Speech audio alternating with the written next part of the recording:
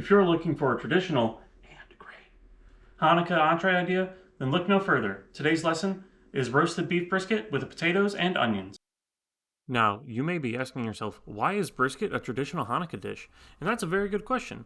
Brisket has been eaten by Ashkenazi Jews in Europe for special occasions since at least the 1700s. It's a tough meat, but if cooked right, it can become very tender, not to mention tasty. Because of its toughness, it was a low-cost meat, which is why it became so popular.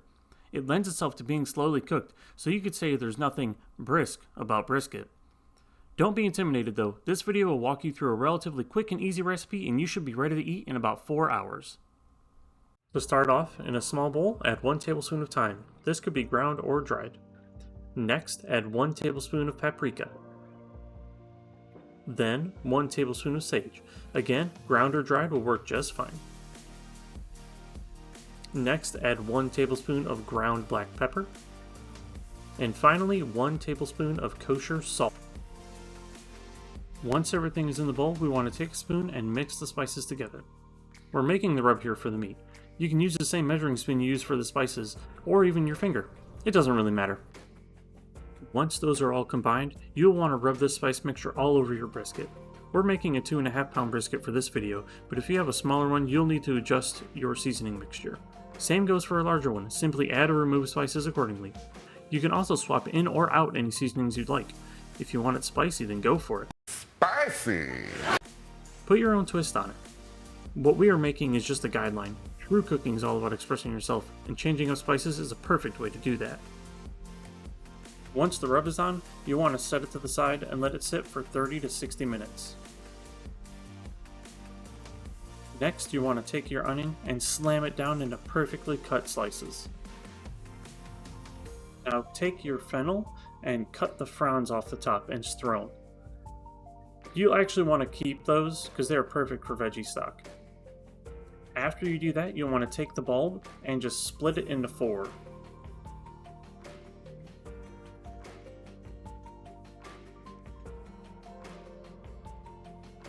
Next, heat some oil in a pan. This could be a Dutch oven or roasting pan, just as long as it is large enough to hold everything in the end. We recommend a Dutch oven. You'll want to get it very hot, but not smoking. You want the oil to shimmer. Once it's hot, you want to sear all sides of the brisket.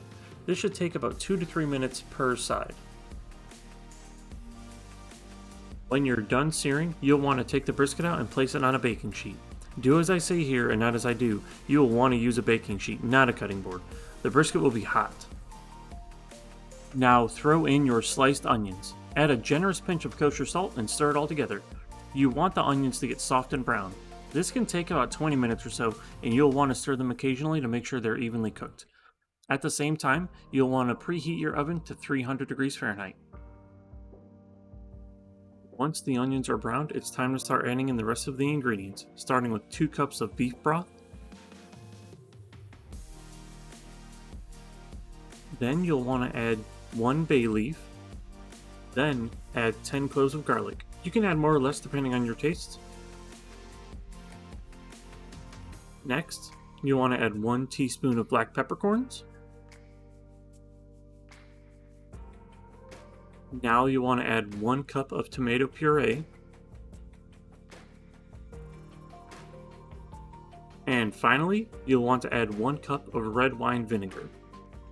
There's no need to be completely precise in these measurements. You can use a normal measuring cup instead of a liquid one. That's not a problem. Now give everything a nice stir and set the heat to medium-high. We want to get this mix boiling, and we want to make sure that we stir this occasionally. Once it's boiling, we want to add the brisket back to the pot. Next, we want to add the fennel, and just kind of put them at each corner of the brisket, and put them under the liquid.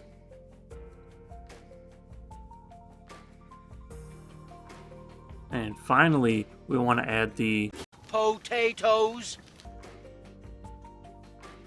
Once the potatoes are in, try to get as many of them under the liquid as you can. This will help ensure they cook all the way through. They will settle a bit while cooking, so don't worry too much if you can't get everything. They will sink down. Now put your lid on your Dutch oven. If you're using a roasting pan, you can make a little tent with aluminum foil. Place the pan in your preheated oven.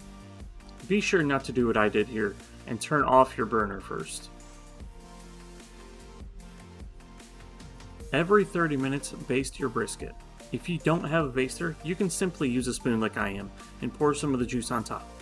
This will help make sure it doesn't dry out.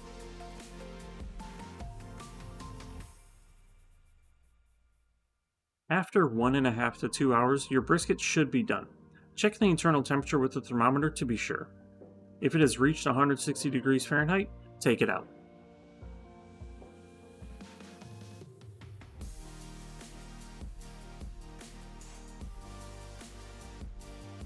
Take your brisket out of the pan and place it on a cutting board to rest for 10 minutes.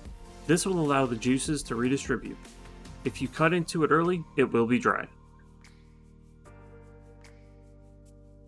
Once it is rested, it is time to cut into it. So without further ado, roll that beautiful brisket. footage. This brisket was amazing and we can't recommend it enough. If you try this recipe, let us know how it went. Thanks for sticking with us till the end. We hope you enjoyed. Be sure to like and subscribe so you can keep up with our lessons. And we'll see you next time.